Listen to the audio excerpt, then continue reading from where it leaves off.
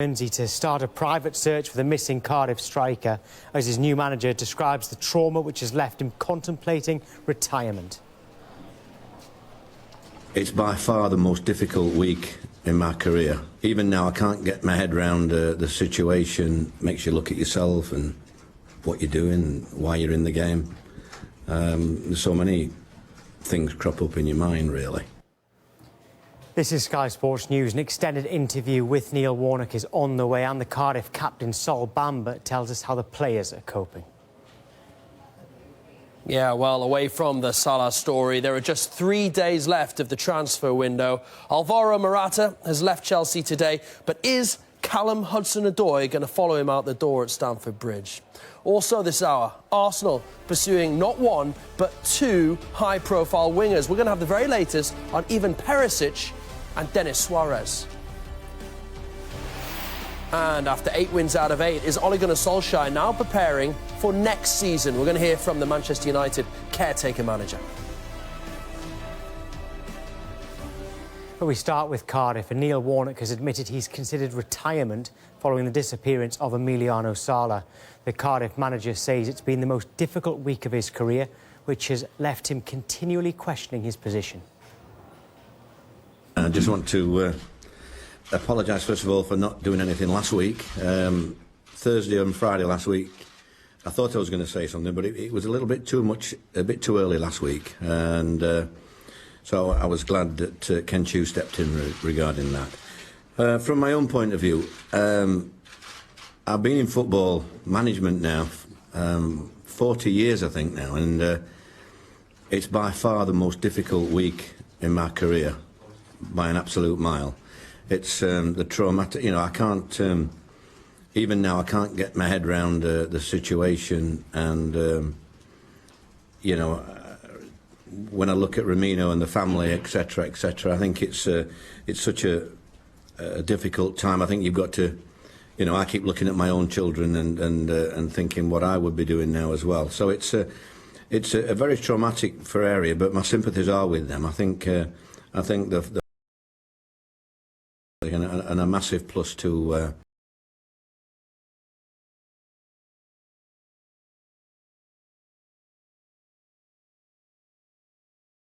Pound just 9 days.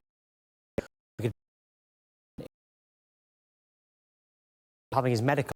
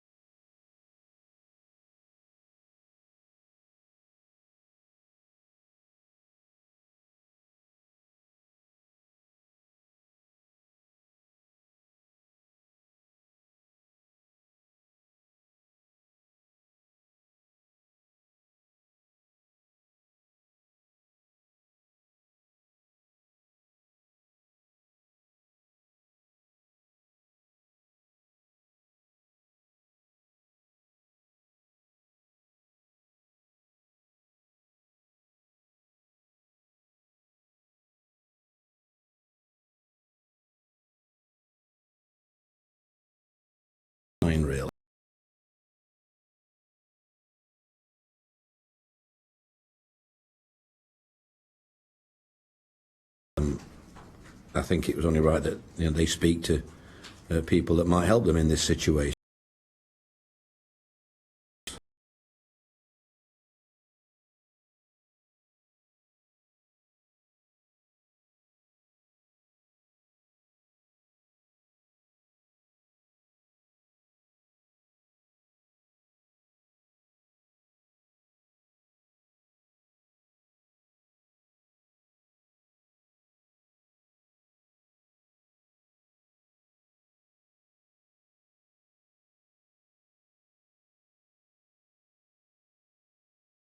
I've been on a couple of planes like that, but I think the ones, from what I can remember, I think they might have had 2 engines. Are you with me? But I've been over the top there, to Nantes a couple of times, etc., etc. And I do think I've had a pilot as well, who I thought were a fabulous pilot So, I just can't, I can't comprehend anything else. Well, for more, let's go live to Cardiff now and join Geraint Hughes. Geraint, in in just 24 hours' time, Cardiff have to play against Arsenal. So how are they preparing for that? In a very, very difficult way, I think, is probably the short answer I can get to it. And Neil Warnock admitted today that really they've gone through the tactics, but maybe mentally he's not sure the player's there. He's not even sure he himself is there. He's very, very honest today. In terms of what they will do, though, tomorrow, when they travel to the ground, they will wear daffodils on their clothing to show their respect to Emiliano Sala. Tomorrow night, though, when they actually put their playing shirts on and during the match, they're not going to have daffodils on their shirts or black armbands either. That has come at the request of Emiliano Sala's family. They do not wear armbands tomorrow night, but they will be a tribute before kick-off, though, and the Cardiff captain will put a bunch of daffodils on the pitch at the Emirates, and the Arsenal captain will lay a bunch of yellow tulips, the flowers, the emblem of FC Nantes, on the pitch as well. And during the moments of reflection at the ground prior to kick-off as well, Salah's photograph will be up on the giant screens with "Pray for Salah." So that is the way that Cardiff are preparing on that point of view. In terms of the game itself, almost impossible for them to really try and get this right tomorrow. I think Neil Warnock just wants to, he's using it as a good way that the players, they are no longer distracted on this. They've got something to put their focus towards. Well, it'll be a particularly difficult night for Sol Bamba. He's the Cardiff captain. He was one of the few players to speak to Salah. Yeah, absolutely. And in fact, encouraged to do so by Neil Warnock. He made the point that he really wanted Sol Bamba to speak with Emiliano Sala, to form, a bit of a bond and a bit of rapport, but also persuade him to come to Cardiff as well. He was very much key for Warnock as a conduit to make Salah make that decision to leave Nantes and come here to South Wales to play for Cardiff. So yeah, a difficult time for Sol Bamba over the last week as well. Let's now hear from him, because he's been speaking a little bit earlier today as well. It was a tough weekend for everyone. Everyone's been hurt about it and affected, but I think everyone got together and obviously everyone has been talking to each other to make sure everyone's okay. A few of the boys have been calling each other, and obviously training's been called off. But the next day we got together and everyone was in shock. I never see the dressing room that quiet. Everyone was quiet. Everyone was very, very sad, and it was a shock, really. Obviously, like the gaffer said, then we try to help each other if anyone need to go and talk to anyone. And you're right to feel like that. It's a tragedy. So if you go hard, you're going to be affected by it. So even if, like you said, he wasn't fully part of us, and at the minute he signed for us and he came to see the boys just to say hello, he was part of us. So everyone feel like he was part of the team. He's part of the team, because to be fair, we still have to have hope, because we haven't found his body yet, even if we know the chance is very, very slim. But we like to think maybe it can be an happy ending, hopefully. So there we are, Sol Bamba. We also heard from Neil Warnock a little bit earlier now. For the first time we've been hearing from the playing side of Cardiff City after last week hearing from the chief executive on what has been the most unusual, extraordinary and saddening week for Cardiff City. Thanks, Geraint. An underwater search for Salah will begin this weekend after funding for the mission was secured privately. Salah's family have arrived in Guernsey determined to carry on the search efforts. More than £250,000 has been raised by a crowdfunding website. Over 4,000 people have donated, including Sergio Aguero and Lionel Messi. The shipwreck expert leading the operation says there is a very good chance of finding the plane. The last radar contact is, we have a very good position for that.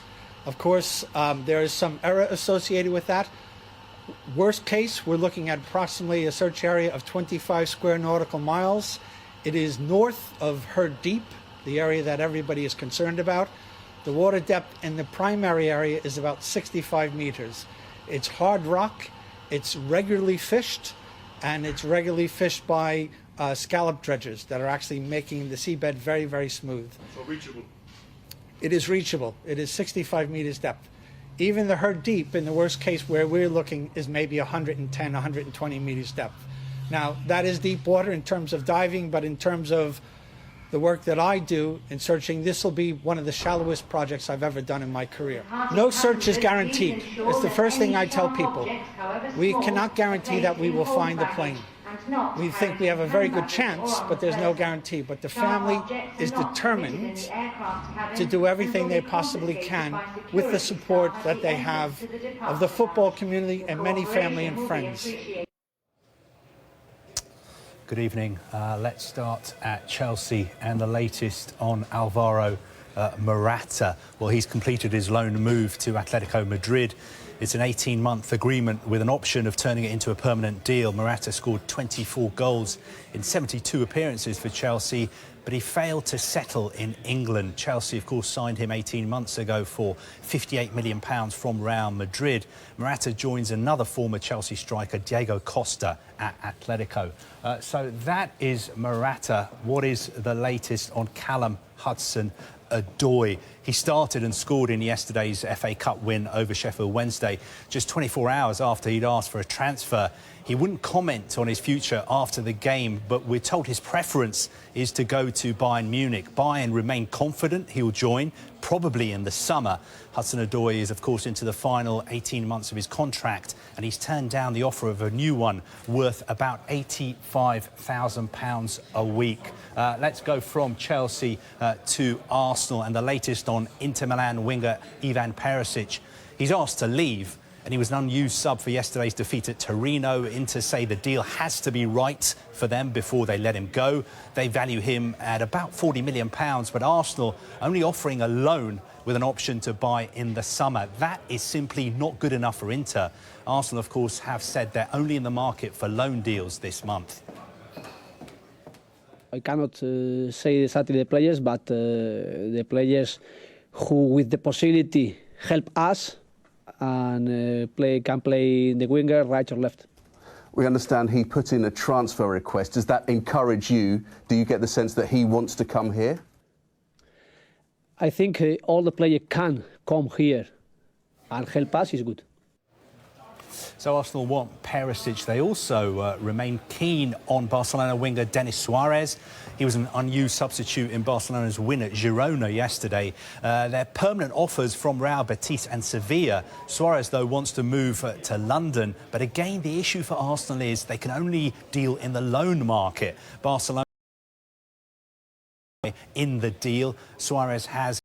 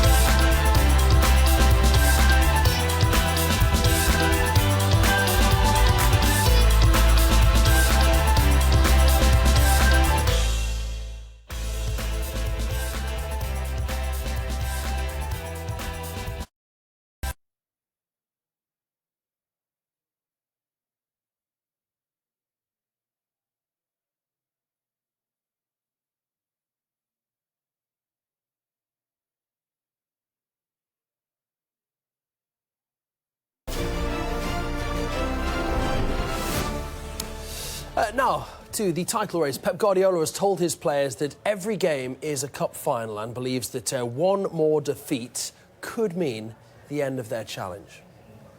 City are 4 points behind Liverpool. But before kick-off of their title rivals in each of their next games, the three of them, they're away at Newcastle tomorrow night. A win would move them 1 point off the lead. So does that mean there's a little bit of extra pressure on Liverpool? In both situations, when we play later, when we play early, the only chance we have is win the games. If not, we'll be almost over. So every game for us is a final.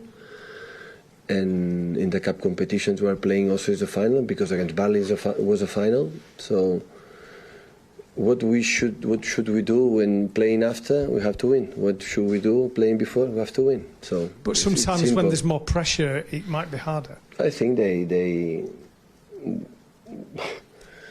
all the teams that want to win or fight for win the titles, they have to feel the pressure. They feel the pressure. Everybody, we have the pressure. We feel the pressure. So it's what it is. We have to handle it. So it's not.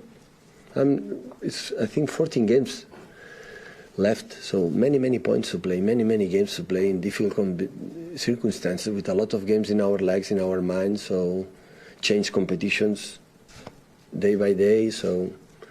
It's not, believe me, my advice is not to think too much about that. It's not so you distract, you don't think what we have to do.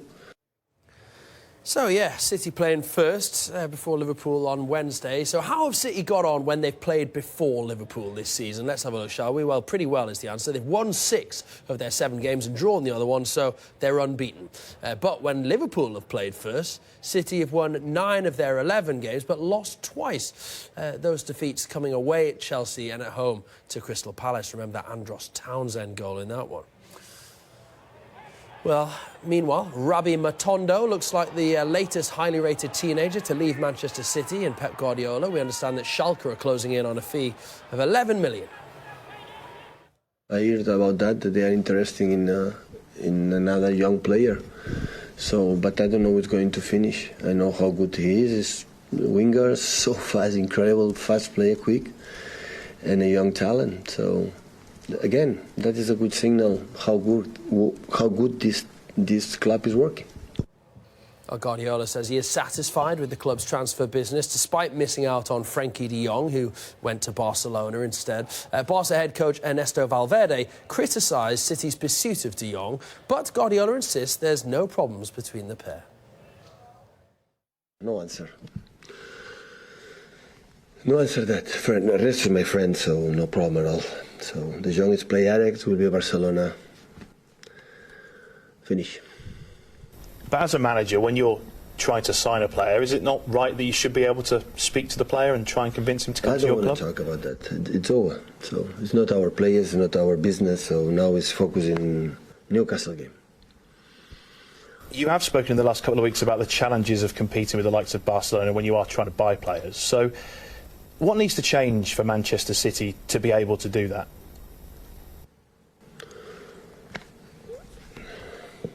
So first of all, I'm not involved in the negotiations about the players. I give my opinion, and we do our best. And I'm so satisfied. The club is.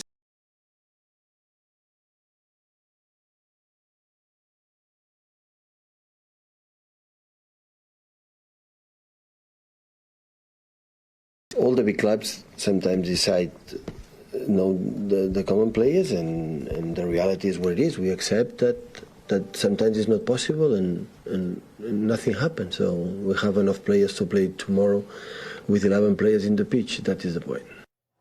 Ole Gunnar Solskjaer has revealed he's already preparing Manchester United for next season, even though he's only currently in charge until the summer. Yeah, Solskjaer has won his first 8 games as caretaker manager, but insists he's thinking about the long-term development of the first team, with academy players Mason Greenwood, Jimmy Garner and Ethan Hamilton set to feature before the end of the season.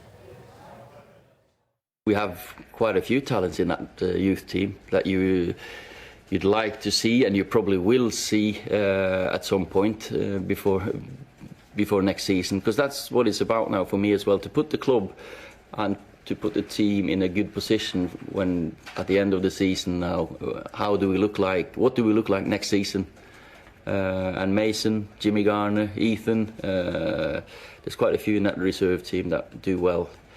It's just about the right time. Did you just say then that you're planning for next season? You just said what we're going to look like. No, yeah, like what Man United are going to look like next season. With or without me, that it doesn't really matter, because I'm here now to, as part of that, to prepare the team for next season. But of course, that means doing well now. Toby Alderweireld believes that Tottenham's progress under Mauricio Pochettino should not be underestimated. Yeah, Alderweireld's comments come in a week that has seen Tottenham go out of the FA Cup and, of course, the Carabao Cup as well. They lost to Chelsea in the semi-finals, didn't they? But the defender thinks that Spurs should still aim higher than just a top-4 Premier League finish. We want to win trophies, of course. We don't want to go out in the cups, but I think if you see the last couple of years how stable we are to get in the top 4, you know, I think it's a big step we took as a team. I think we're improving. It's not that we had a good season then a very bad season. We're stable. We're up there. So of course we want to improve. We want to get titles, of course, but don't underestimate the things we achieved until now as well. Doesn't mean we're happy that we are satisfied. Like, wow, with Spurs, third in the league, it's okay. No, we want to be first, of course, but I think we have to be realistic as well. If you see from where we come from. OK, Everton don't want to sell a midfielder, Idrissa Gueye. Well, there's been a bid from PSG worth £21 million. Gueye wants to go, so it's now up to PSG to decide if they want to increase their offer.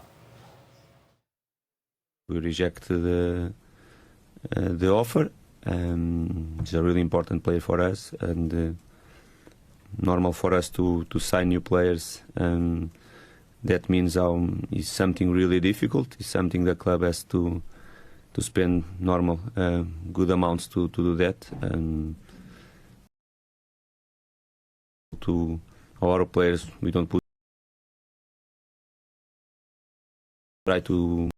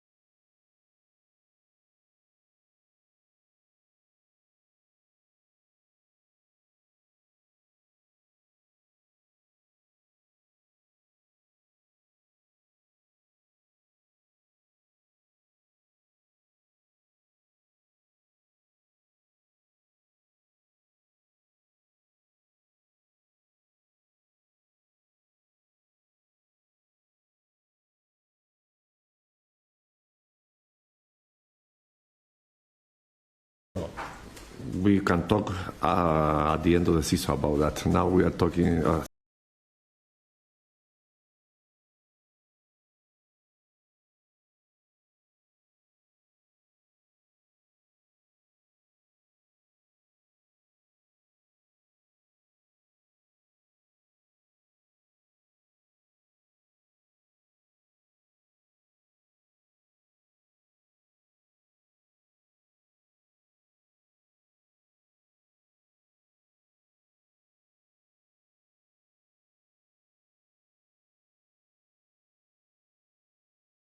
in the negotiations. So whatever happens, happens. It'll be good to get the window closed so we can just focus on the matters and the squad and just improving the ones who stay here. OK, for Southampton, the window has been all about trimming their squad. 4 players have already gone, and they're listening to offers for striker Charlie Austin. Reports this morning Stoke City are interested. Sometimes the point that you as a club can't give any player what he expects us to give him. So in this situation, we are trying to find a win-win situation for both sides. Also, he wants to play from the beginning in a starting 11, and if there's not the option here in Southampton, maybe he will looking for another club where he has these options, and then we have to talk about these things. Still to come on Sky Sports News, we're with Brendan Rodgers, and we'll hear from Claudio Ranieri on the future of Abubakar Kamara.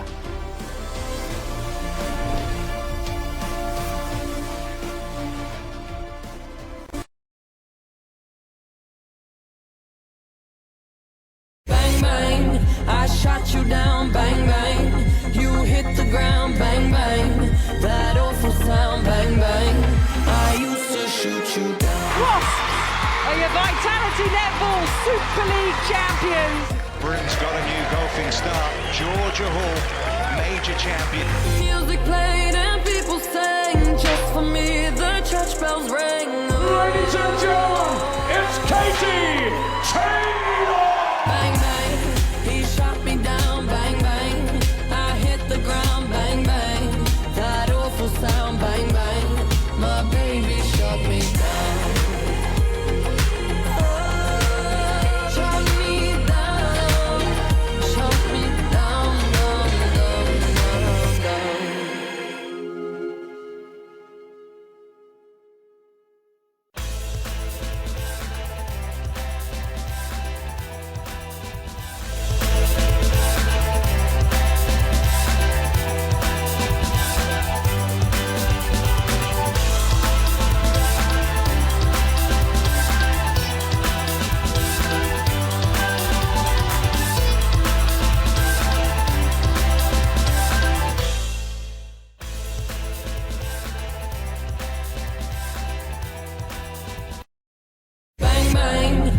Shot you down, bang, bang. You hit the ground, bang, bang. That awful sound, bang, bang. I used to shoot you down. Wasps are your Vitality Netball Super League champions. Britain's got a new golfing star, Georgia Hall, major champion. Music played and people sang, just for me the church bells rang. Ladies and gentlemen, it's Katie Taylor! Bang, bang, he shot me down, bang, bang. I hit the ground, bang, bang. That awful sound, bang, bang. My baby shot me down. Shot me down, shot me down, down, down, down.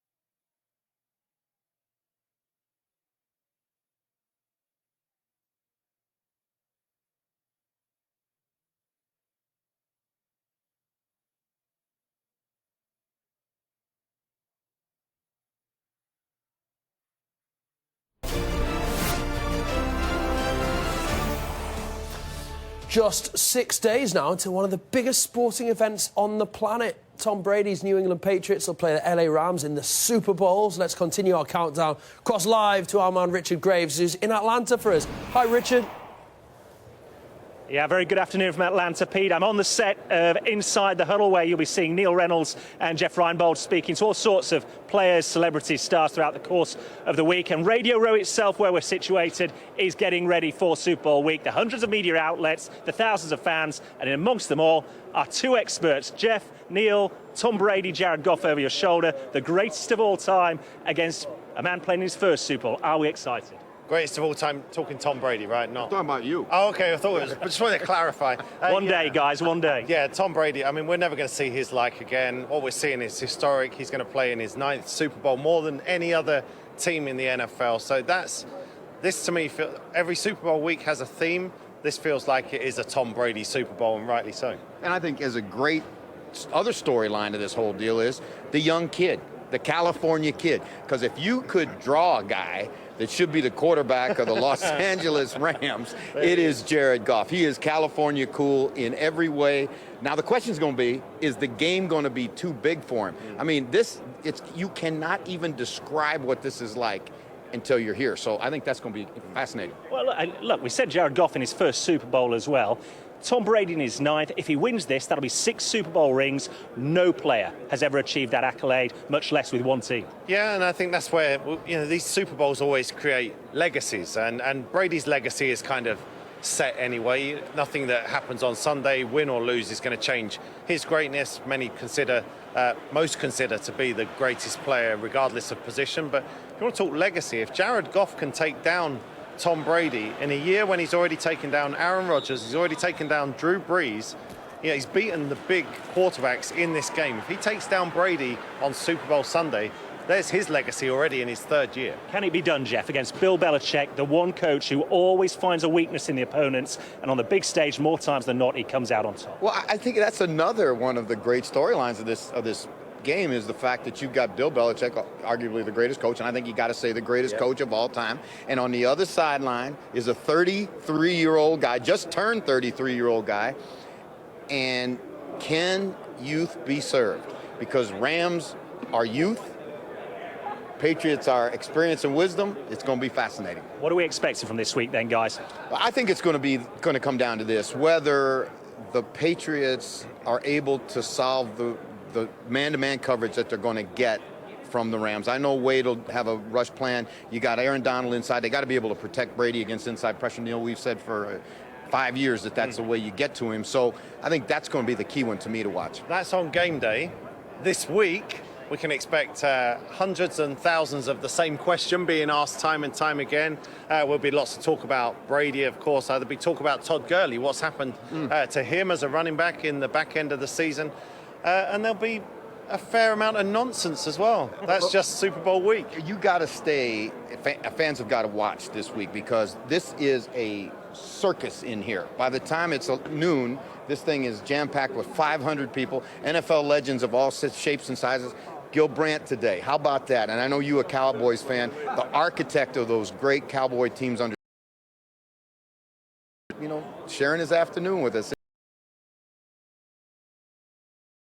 All week, we get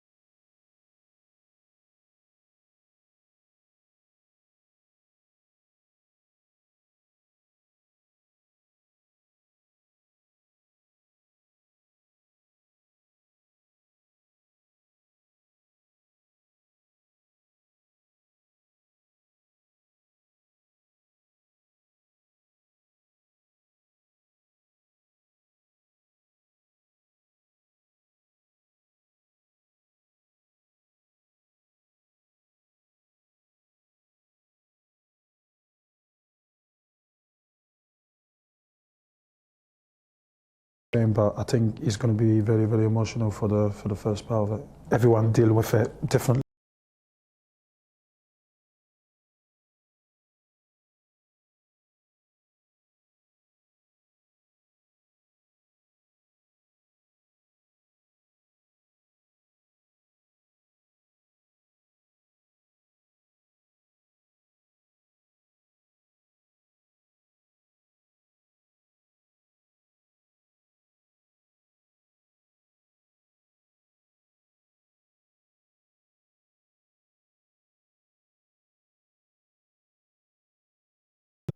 Well, Claudio Ranieri coached Emiliano Sala during his time at Nantes, and he said he'll do anything he can to help the club and Sala family in their ongoing search.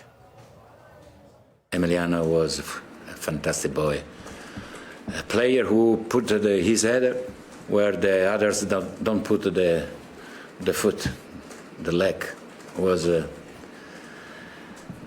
for me was very, very sad, and I imagine his family, everybody. What kind of an impact do you think it will have on, the Nantes side? Yeah, the impact was tremendous. I watched some video there, but what we can do? Nothing. Nothing. Just a prayer for him and his family. Right, now there has been a significant change at the top level at Bournemouth today. Our reporter Mark McAdam joins us on the phone right now. So, Mark, what's happening?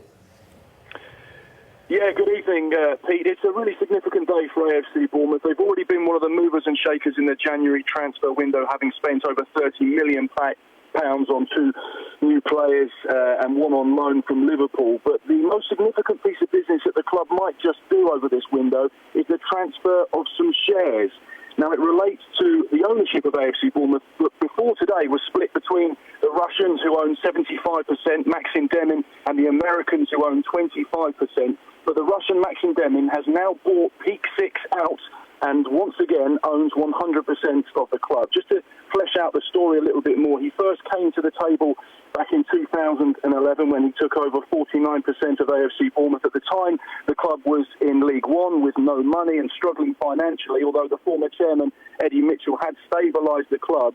It was Maxim Demin's vision and finance that took AFC Bournemouth from League One to the Premier League. In 2015, he sold 25% of that to these American owners, Peak Six, but today he has taken back full control. It's going to be interesting how things progress now. Of course, in 2017 and 2018, AFC Bournemouth announced plans for a brand new stadium and a brand new training complex, which Eddie Howe is so passionately involved with, but it's all been put on hold. There's been a bit of radio silence, and it's our understanding now that because of the transfer of the shares and one man now owning 100% of the football club, it's thought that this will be a significant development as the club looks to move forward and get things moving off the field with the training ground development and new stadium development. So a really interesting day down here at Bournemouth, but like we say, once again, Maxim Demin, who has done so much for the football club, now back in control of AFC Bournemouth, and he owns 100% of the club. Right, interesting. Mark, many thanks for putting us right in the picture there. Thank you. More now from Claudio Ranieri, and he would be happy to welcome Aboubakar Kamara back into the squad once the club's investigation into the player's behaviour is over. Yeah, Kamara looked to be on his way out at Fulham after first arguing with Alexander Mitrovic, remember, on the pitch over a penalty, and then again in a yoga session. And then last week, Kamara was arrested on suspicion of actual bodily harm and criminal damage at the club's training ground. I don't know what happened here. Now there is a club investigation, and I'm waiting. But if I come back, for me is no problem. For the team, there is no problem. There have been a few incidents, though, haven't there? How disruptive has that been? No. There's no influence. Everybody are working well. There's no problem. Still to come, after 11 years as a professional boxer, George Groves hangs up his gloves. Reaction on the way.